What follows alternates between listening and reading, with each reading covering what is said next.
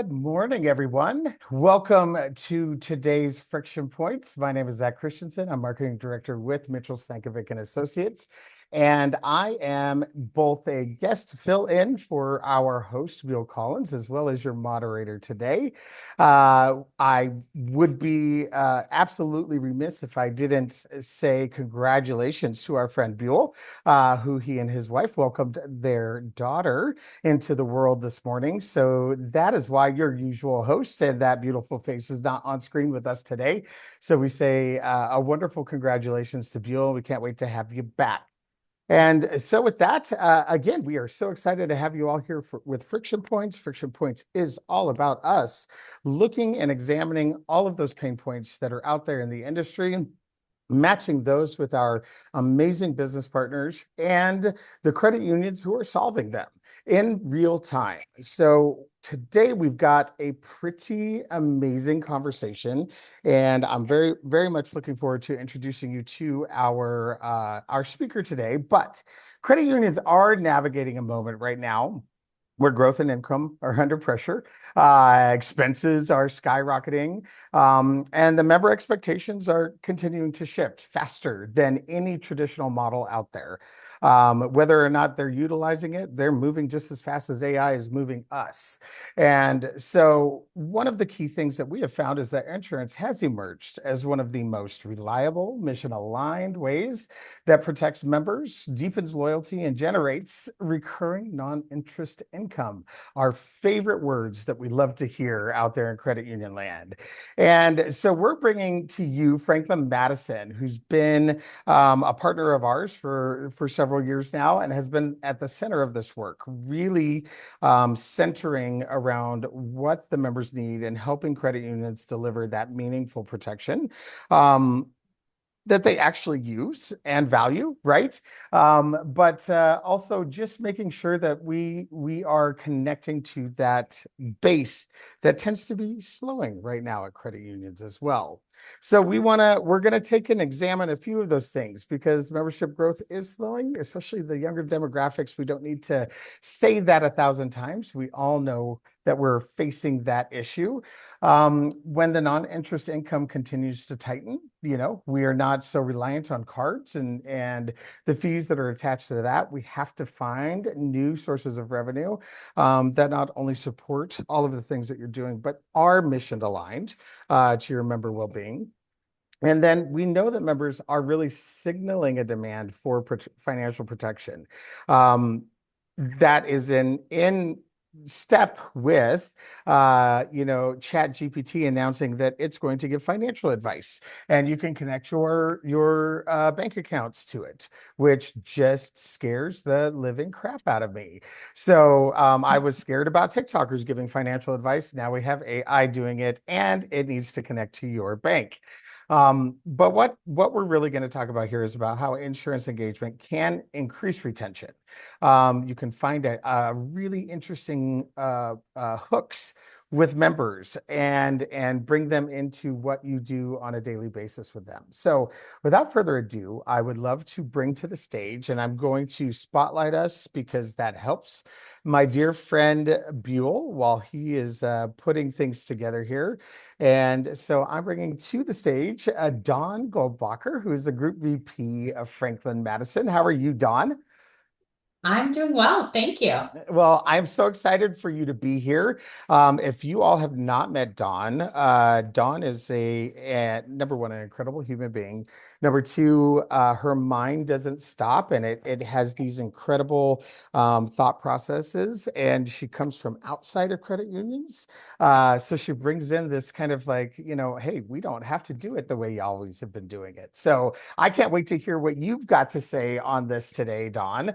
And let's just dig right in. So, where are you seeing the greatest pressure on membership growth today and income growth when it comes to the credit unions you all are working with?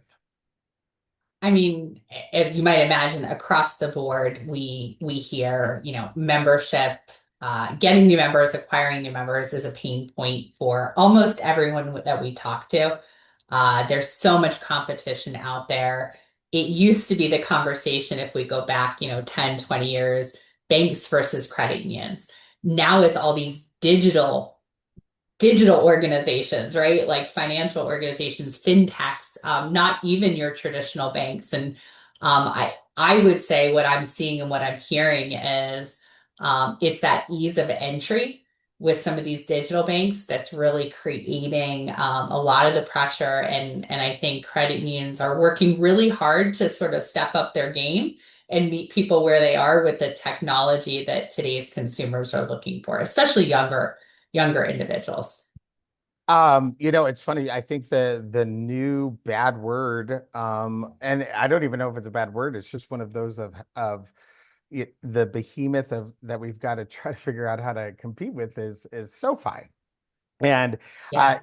not only is it so frictionless as we're talking about friction points, but there are like you go on there and they're just like, and here's this for you and this for you and this for you. And then the ease of getting it all is just absolutely incredible. And is that kind of, where you're seeing that when members are not utilizing the credit union, they're going somewhere else? Is that kind of a key piece for you? Yeah, it's kind of the ease of one-stop shopping. People only have so much attention span. And if they know they can go to one place and just click here and it's done, it just makes it so much cleaner, so much easier. And I think that's the real thing. How can credit unions do even more to create value so that their members know I don't need to go anywhere else. I can find everything I want, need, and anticipate, whether it be with the click of the mouse or popping to a local office, Yeah. all at their credit union. Agreed. And I'm gonna, it's funny. I probably should have prepped you on this, but I am gonna throw you a question later here in the interview. But I'm sure you're going to have a perfect answer for it. But so we'll table some of those thoughts here for a minute. And I want to know, you are not just an insurance provider. You also market those products for the credit unions. So member segmentation is a large part of what you do, understanding demographics and where people are actually wanting or needing, or you're seeing that maybe they don't need or don't have, but do need certain products or protections. So, what are the member segments that are in most need of some of the insurance products that you have right now? It is hard to narrow it down. We're in a unique, and I shouldn't say unique, but we're in a place in time right now where everyday costs are skyrocketing, right? So members that were doing a good job and starting to pad their savings are now having to choose between not just putting money aside for savings, but between which bill do I pay? Can I get the groceries this week and pay all of my bills? In some cases, that answer is no. Gas costs, everything's skyrocketing. So I would say we're at a point in time where it's really about budget prioritization and how do people choose to spend, that next dollar. That being said, if we think about the fact that, everything we do in life creates risk, it's not a matter Mhm. of, I liken it to, I think about families with kids who play sports, right? It's not a matter of if your kid's going to get hurt, it's a matter of when. At some point, they get injured playing that sport, doing that game. So it's really about planning for the unexpected so that when that financial shock happens, or unexpected event happens, it's not such a huge financial shock. A lot of what we're seeing is around sort of that space in what I'm going to call like accident expense.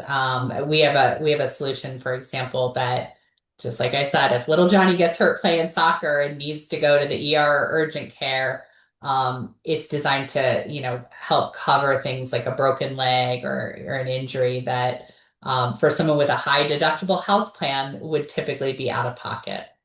Yeah. Luckily, for my mom and dad, I was a band nerd and speech and debate. So the types of injuries that happened were more psyche and emotional based, versus and I don't think they quite well, I guess maybe they do have insurance that helps you get to therapy, right?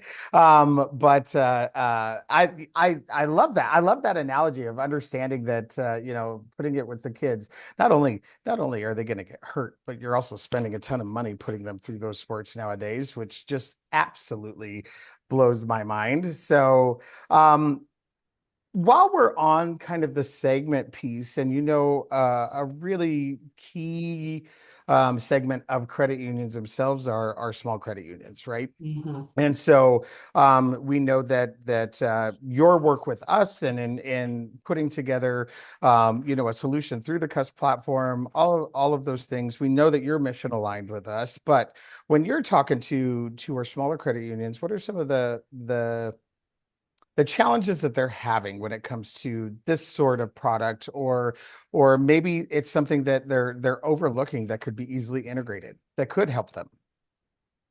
I would make the analogy much in the way the consumer or the member has so many choices nowadays, and they only have so much bandwidth, and they can only handle so much.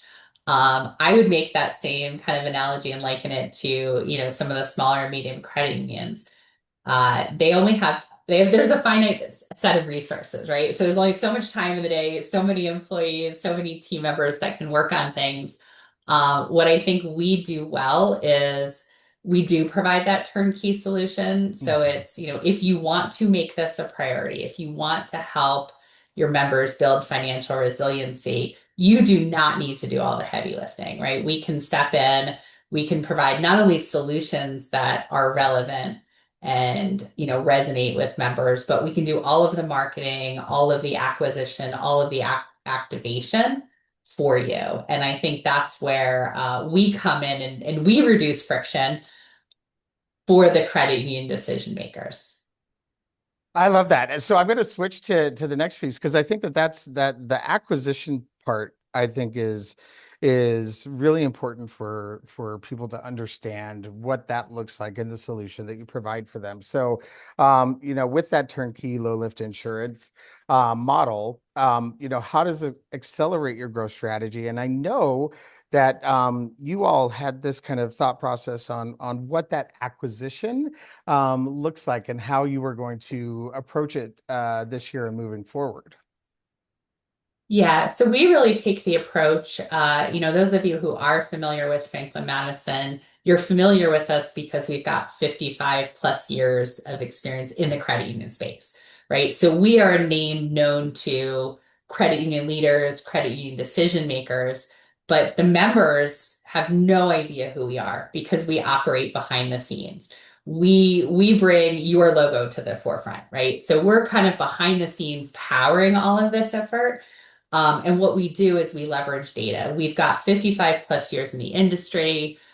We actually reach out and work with some of the top insurance carriers, in the nation. We've got partners like Securian and Zurich and Chubb and Prudential and you name it. So we go and we find the best solutions to solve specific needs. And we're able to then go in, understand the member base, look at that member base, create our own segments, and then position appropriately the right solution to the right member at the right time, whether that be through direct mail, email. And we've just started doing embedded insurance. So that's just one more way to, again, meet people where they are. And then we also, because we are a marketing agency, we're really good at creating calls to action that inspire people to behave in the ways that you're looking for them to behave. So we've actually started working with a number of financial institutions now to help them just acquire new members. So not just insurance anymore. It makes sense. If we can help you get more members in the door, we can Yeah. then have the protection conversation and just create this like virtuous flywheel. We call it a growth loop that helps you acquire new members, again, activate them, and then ultimately optimize them. I love that. And the biggest thing that I love about it is we've had conversations as we've gone through the CUS development. One of those being that a lot of our business partners and vendors out there started out doing one thing really, really, really, really great, but then kept saying, well, we can do this, we can do that, we can do this. And so the add-ons happened.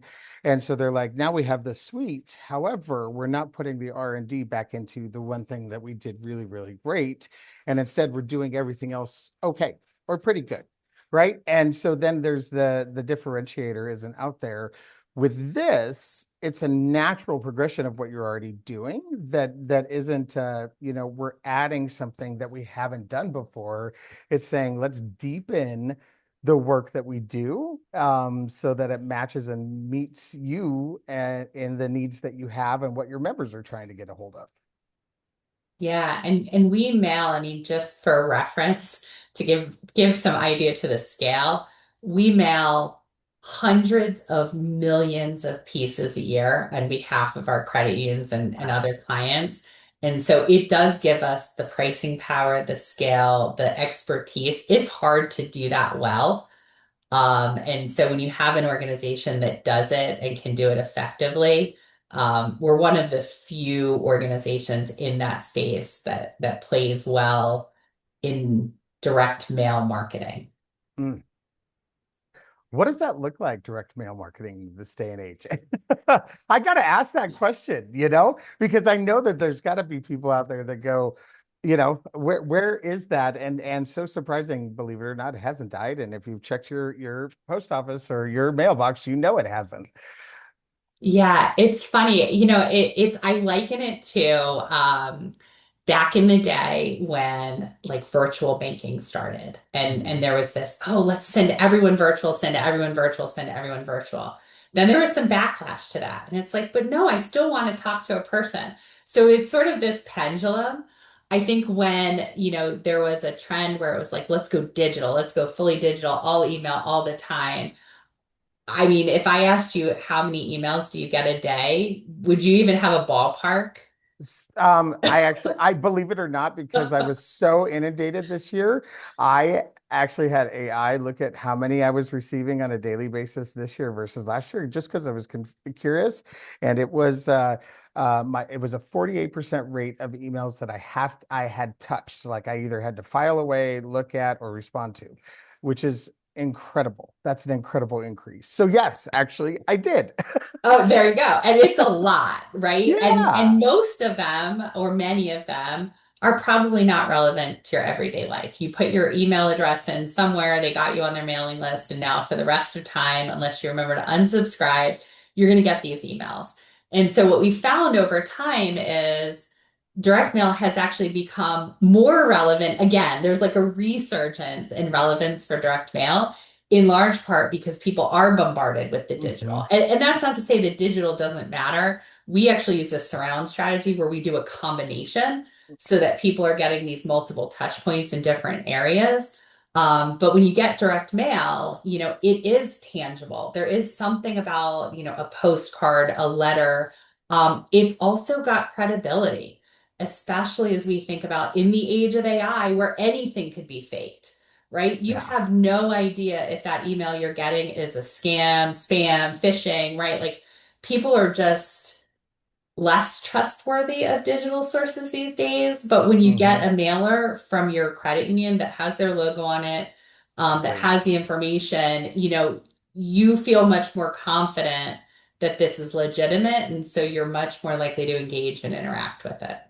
Yeah, I was just gonna say that's really where you all take it to that next level is that it isn't a Franklin Madison mailer Yeah. that they're getting it. It is a Upward Credit Union or an Edwards Federal Credit Union mailer. So they're getting it from you, but you're not having to do the work behind it. And you're doing it from the research and the perspective and the expertise of this is the best way for us to acquire them either as users of the service and or as potential members. Yeah, and we always with the partners we have, I mean, we one of the very first things we do as part of onboarding is give us your brand playbook. Like our goal is to create content and creative that aligns to that specific credit union's brand, their voice, their tone, right? Their colors, like everything is done in a way Hmm. um, that the member has no idea this has been outsourced. Yeah. And if there's any better use case for AI, I keep telling people, I'm like the one place where they latched onto it the most was marketing because it was a great way for it to really combine and use that and ensure that you're using brand voice, all that fun stuff. I could geek out on marketing for hours, so I won't bore some of the others out there who are not so keen. But this will bring us to another conversation you and I have had, but the question is, how to do you and or the credit unions evaluate whether an insurance program is aligned with their mission and brand? And I think this is also a really, really good moment of when we're looking at alignment, what the difference between customization and personalization is, which we've had. I just love that conversation, so I want to insert it here as well. Yeah, no, that's a great point. There is a balance, right? And you and I've had this conversation, customization, personalization. When you think about custom and like, you have custom closets built or custom something built, right? It's at the individual level, a ton of time, effort, and energy to create a one of a kind end result, whatever that is. That's costly, it's time intensive, it's resource intensive. It doesn't necessarily need to be customized to be effective. It can be personalized, right? And the fact that we have worked with credit unions for 55 years, we continue to test into small credit unions, big credit unions, military affiliated credit unions, employer affiliated credit unions, right? Like we know all the different nuances, and we've kind of tested in and continue to test in that. We know what works and we know what doesn't work. So we don't need to start from scratch with every single client that we get every time we get a new credit union partner. We're operating with a general framework of, hey, we know this works and this resonates with this type of audience. We get a file from the credit union of their member, we run some analytics on it, and we segment out and say, okay, based on what we know about your mission, based on what we know about your members, here's how we're going to move forward. And so we're going to use some templated stuff to get started, and then we're going to personalize it, not just for your credit union, but to the member, right? So, Zach, if I know you've got pets, to your point, you may get an offer that tugs at your heartstrings about keeping Fluffy healthy. Hmm. If I know you've got children, you may get an offer that talks about, hey, how do we make sure that, your kids are protected if they're out there in the world and get injured. Or maybe you're closer to retirement or in retirement. We're going to make sure that you get a member that's much more relevant to that life stage. So it's understanding not just the credit union and personalizing for their brand, but also at the membership level, recognizing that there are different types of individuals that have different needs, and how do we quickly identify sort of which segment someone might fall into, and create a set of communications or an engagement strategy, if you will, that's personalized to them. Yeah, and you're very right, because I have talked about my dog a lot. So, it would be the pet insurance that would get me. And now, that on that note, it's also I have seen so many pet insurances and different types, and have looked at some and go, are you kidding me? Or like, where is this? But if I got one through my credit union, and the price was attached to the relationship you have with them and they have with us, then it becomes something completely different. And I think that would be even if I wasn't, so deeply embedded with credit unions and mission and purpose, I would look at that and go, yeah, I would do that. I use a really great service that is in a few different states out there. They're a franchise, but it's a membership base. I can take my dog in every single day to get a bath. And they do a bath and they check all, their ears, their coat, all this stuff, right? For a very, very I mean, for me, like it's $40 a month, and I can get my 5-year-old dog who likes to dig in dirt a bath every day. If they were to come to me and say, "Hey, we are partnered with this group that offers this insurance," I would trust them because of the relationship that I have with them. My dog loves going there; it's like its favorite place to go. And the same would be with my credit union or the institution that I trust the most. Or if you're one who has helped me, like SoFi, get through so many things so quickly, so fast, then I might just try it, right?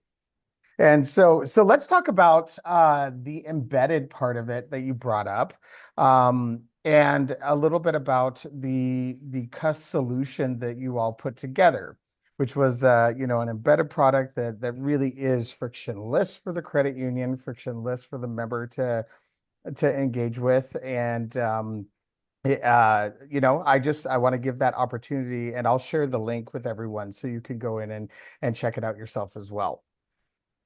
Yeah, so as we mentioned, we can really do a lot with personalization, but we also recognize, particularly for small and medium-sized credit unions, it is hard to get solutions and have it be cost effective, right? Hmm. Because a lot of what we do, I mean, you think about postage, right? The US Postal Service doesn't care if you're a 5,000 member credit union or a 500,000 member credit union. They're charging the same rates, right? And printing costs the same. And so there are certain things that without scale, it's really challenging to do. And so what we decided to do was think about, what capabilities do we have and how can we create efficiencies and bring this solution really as a package, for the credit unions that your organization works with, Hmm. right? And how can we do something at scale?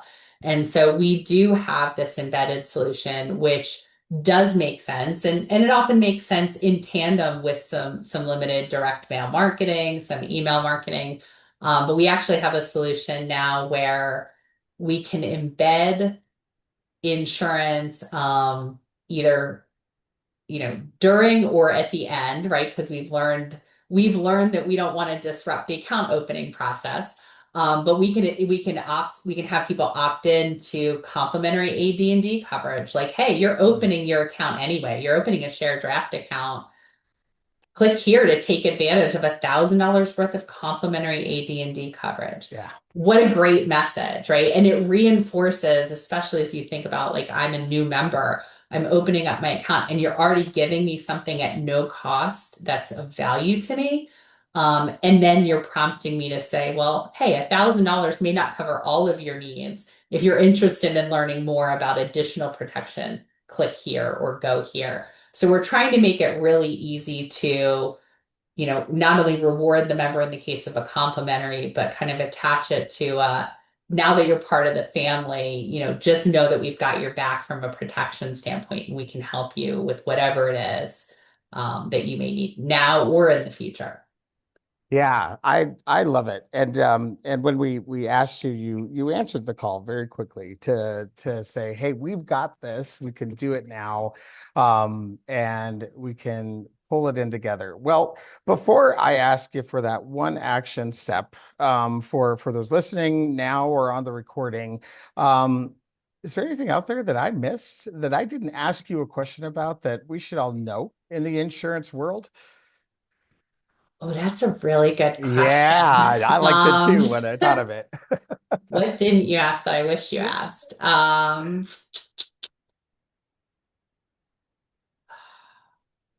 don't know if it's something I wish you asked, but I wish it's something people knew. And I did work very early in my career in a small community bank, not a credit union. But one of the things that used to frustrate me when I was a branch manager was when people would come in and they would look to get a home equity loan when they were in trouble, right? They were in a hard spot. And they were like, I really need this home equity loan because I lost my job. I have this. And I always had to be the bearer of bad news. And like when you're in your time of need, it's too late, right? You needed to get that home equity loan in place before you had the hardship because now, unfortunately, you don't qualify. it's unfortunately the same thing when you think about life insurance or any other type of insurance, accident insurance. People tend to not think about it until they find themselves in a situation where they need it. And then if you buy it after the fact, unfortunately the event isn't covered. So it's a lot of it is how do we create more awareness for members, Right. right? Because people tend to think about it when something happens to them or to someone close to them. And that's that trigger. So how do we start identifying moments in time, right? Like Buell, he and his wife just had a baby. I'm sure, maybe not today, but I'm sure in the near future, he's going to start to think about, I have a growing family. How do I make sure that we're protected? Right. Exactly. And these are the conversations we want to get going on behalf of credit unions to their members to just remind them as your life changes, as you grow and evolve through the various journeys. We want to make sure that they know their credit unions there and able to have those conversations with them. Yeah, I love it. I love it. Thank you. Thank you. Thank you for letting me throw one little tiny curveball your way. So what is the one action step? We've got some really great folks who are on right now, some great executives, small and large, and those who are touching others in the industry. What's something credit unions should be doing today in 2026? So if I had to give kind of like in a snippet, I would not treat an insurance program as a side offering. I would Mm, look at it and say it is core to member growth, it is core to loyalty, it is core to retention. If you think about the things that members do in their life, and depending on which model you subscribe to, these may vary, but I look at it and I think there are five buckets, right? There is people spend money, people save money for the short term, they borrow money, and then they invest and they need to protect, right? So I think about mhm. those core needs. And if you're not there to meet those needs as a credit union, someone else will be. And once they meet one of your members' needs, well, guess what? They're ripe to pick up and move them over to help them with their other needs. So Yeah. it's as much a defense as an offense. So it's how do I protect what I have, and then how do I attract and acquire new customers or new members as well. Wonderful. Well, I want to make sure that if there's anybody that does need to exit, they're feel free to. We are going to move into the Q&A portion of this. So a reminder out there, you can plug it into the chat. Dawn would love to answer any specific questions that you have. But I am going to bring up the question that we didn't get to, which is something that is overlaying every aspect of our life right now, which is what does AI look like with insurance right now? Ooh, it's messy. I think AI in general, somebody on my team calls it AI slop, right? You ask a question and you get some great stuff back, but then you also get some non-great stuff back. I think as we all like lean and learn into it, it's kind of this trust but verify. Like you get For the sure. output and it's like, oh, this is super helpful. But then as you read it through, you're like, where did this come from? Is this even true? And I've since learned, right? I think we all learn as we go about AI hallucinations. So Yeah. now I know every time I prompt it, cite your sources. Yeah. Right. So it's great. And I think AI and insurance from a claim standpoint, like there are places where I think it works really, really well, right? Process Yeah. efficiency is one of them. There are other areas where I think it's less great, right? And until or unless we get to a point where there's much more reliability, I'd be hesitant to use it too much. But it certainly does have the ability to create a lot of efficiency. Again, you'll see a lot more in claims. I think you'll see a lot more in creative and Hmm. content, even in underwriting to an extent. Um, Yeah, so. I figured, maybe not from the kind of generative prompting side, but maybe the automation side is Yeah. where things are kind of probably taking the leap, the biggest that's actually helpful Yeah. I for mean, you. I can tell you, we actually did internally, we did an exercise because we handle inbound claims for the vast majority of our carriers. So we try to make it really, really easy for the member to just contact us. We collect and gather everything, and then we ship it off to the carrier for adjudication. We actually created like an AI agent to help with claims so that someone coming in, it makes it that much easier should they choose to. They can Yeah. always kind of go offline and talk to a human, but if they just want to come in and do it on their own, we make it really, really easy for someone to just quickly collect, like the AI chatbot can grab them, even voicemail, right? If someone calls us after hours, the team comes in the next morning, they've synthesized those voicemails and helped us to understand, okay, this is what this person's looking for. So when we call them back, Yeah. we're like ready to go with, hey, we think you need these forms. Let's go ahead and get them out to you. I love it. I love it. And you can't have a conversation right now without asking that question. It's really important. And I bet your marketing team is loving some of the things that they're able to do with it too. Because I know it's absolutely changed my life from a marketing executive. Um, I want to one more question for me, and I will leave you just remind people again. Anybody wants to ask something, Jackie, you're the only one with your camera on, so I'm just I'm going to call you out. Um, but what is the product that you're seeing the younger generation go to that maybe we might be surprised about? So, cyber insurance is one of those Mm, things that is popping up more and more. And not just what I'm going to call the old school, like when we used to talk about identity theft, right? It was this, oh, well, how do I protect certain things? Now we're seeing a little bit more comprehensive products out there. So it covers the actual like restitution of damages in some cases. So we're starting to see that, especially for some of the like emerging affluent individuals who, have things that they want to protect. It's not just about their name getting out there and one thing happening. It's they want to make sure, someone doesn't get out there and switch the title on their house, right? People, I hate to say it, but criminals are also using technology to advance their actions and activities. And we want to make sure they're not a step ahead of us. And so, we're starting to see more and more people want the more comprehensive products just for that peace of mind and protection. yeah. That I kind of want to just say, duh, Zach. That would be kind of the most interesting place. I think that I am a TikToker, and I'll just kind of end with this. I am a TikToker from the I am a voyeur of TikTok. I'll say it that way. I am not a content creator of any kind. I have one video out there, and if y'all find it, then good on you. But I have laughed because my algorithm, while I don't search for it, I do get these random things that touch into the financial services and where we're talking about younger and what they need. Some of them are hilarious. Like somebody doing this god awful screaming thing about not having Apple Pay and Touch to Pay at Walmart. It was just like I just died, and then I could only listen to it once because the voice that he was using was just horrible. But the other one was this place where they just call out the fact that they don't really know what financial services are.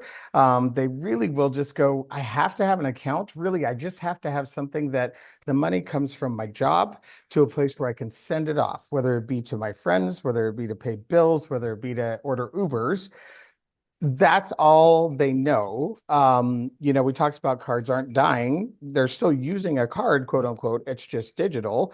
But they don't understand that process either. So it's just this amalgamation of they're just so used to it kind of being in this cloud of things. And then when it comes to insurance, I don't think any of the Gen A, Gen Z truly understand what insurance is, how it works.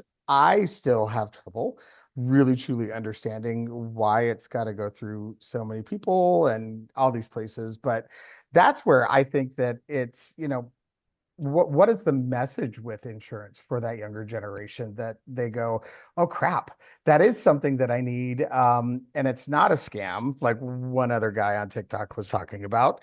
Now there are some not great insurance products and solutions and organizations out there, but overall insurance is there to help you, stay afloat and be financially well. Yeah, I mean, I think it really just comes down to framing it as like there are risks in life inherent in everything we do, right? And I think to my daughter, who probably broke her iPhone a dozen times between the age of like 14 and 20.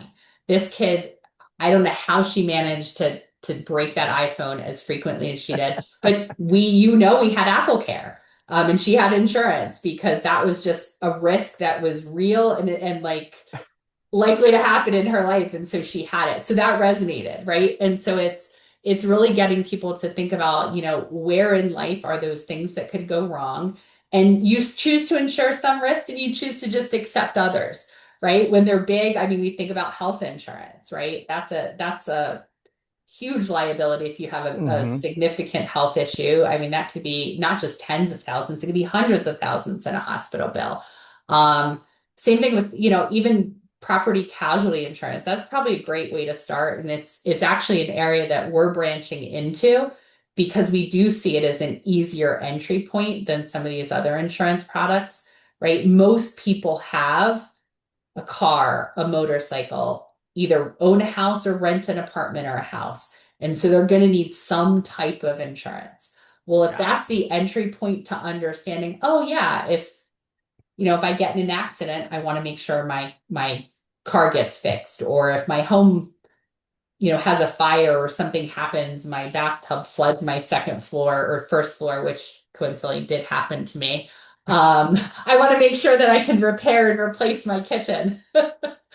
So these are the kinds of things like we need to make it real, right? So the Yep. more we can do to connect like real world, this could be a problem and it could be painful for me. How do I solve for that? If we can do our job there, then I think that's how we get past it. What a great campaign is. Remember your iPhone that broke? What happens if it's your leg? And Exactly. That's a little more and painful and costly. and costly, right? But it's like, look what happened here and what it saved you. Now let's talk about your own body, right? Right. And the same thing with renters insurance. I remember thinking forever how renters insurance was a scam. I'm like, I never use it, yada yada. And then one time I got broken into while I was gone. And you know, things stolen. They plugged, it was like Home Alone, the wet bandits. They Mm. stopped up the toilet and then it flooded the entire downstairs. Yeah, it was horrendous. Thank God for that. I mean, because not that we were responsible for what was happening there, but all of our valuables, Yeah. everything, Yeah. it really took care of a lot of things, in a way. And I didn't realize that it really could because I was just 27 and young and stupid and wanted my money for what I wanted it for, whatever I was using it for back then. You know what I mean? So I love that. I think when it comes to marketing, the concepts don't change, right? You still got to find the story that resonates. It's just, hey, we're older, so we might just need people to help us understand what that story should be. Yeah, I like that. I'll go back to creative. So your problems just get bigger as you get older, right? It was the broken iPhone, now it's the broken car, now it's the house, right? Like, It's so true. It's so true. Yeah, getting my first flare up of gout like literally 4 days before my 40th birthday. And still have no idea why it came on. It was the weirdest thing. I have to agree. But well, Dawn, I could probably, as people probably can see, you and I could probably go back and forth over and over and over again on different things, but respectful of your time and everyone else. So I want to thank you very much for joining us, and for being a partner of Mitchell Stankovic and the Underground, and putting into Cuss and what we're trying to do there. And so I really encourage anyone, we put the link in the chat, go out there, check it out. I mean, this is really a no cost solution for you to look at and engage with. So what a better way to test out the waters of a new business partner if you've not used Franklin Madison before. So we appreciate you. We hope to see you all on Thursday for our next Friction Points. It kind of keys into what we were just talking. We are going to do an updated live Cuss platform demo. And I was doing it with my cohort Buell.